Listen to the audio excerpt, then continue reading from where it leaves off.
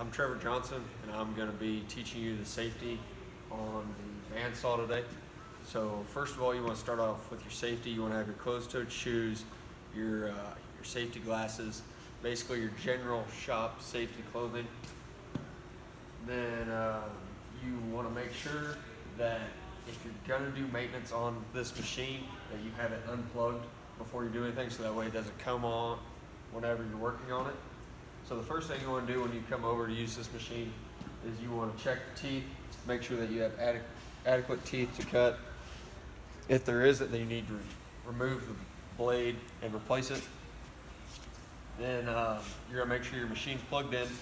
You're going to get your work and you're going to put it into this vise here, and you're going to get your measurement for how much you want to cut off. You want to make sure your work is very secure in the vise. Make sure that it doesn't move at all when you're cutting. And when you're cutting, you want to adjust this valve right here that controls how fast the blade is going to go into the work. You want it to ease into the work. You don't want to push on it or force it in at all. So when you're cutting, if anything ever goes wrong, if it binds up and stops, you want to hit this emergency shut-off switch. It will shut off by itself once it finishes cutting through the work. But if anything bad goes wrong, you want to make sure that you hit your emergency shut-off switch. And you want to make sure that your guard is slid forward, so that way you don't have more blade showing than you have to. So that way you make sure that you're safe.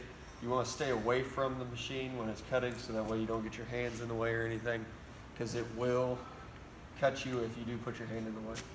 So I'm going to show you how to use the bandsaw here. So you're gonna ease it down until it's almost touching the work. You're gonna close that valve all the way off. You're gonna start it. Then you're gonna slowly open the valve until it's barely easing into the work.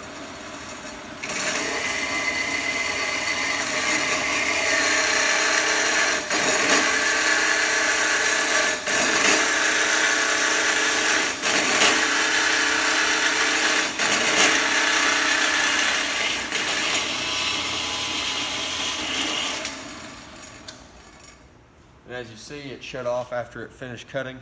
And you want to make sure that you always use this so that way you don't force it, because forcing it can break the blade, bend it, or cause unneeded tension on the blade itself, tear teeth off, stuff like that. Then when you're done, you're just going to raise it back up. You're going to take your work out of the vise, and then you're good to go.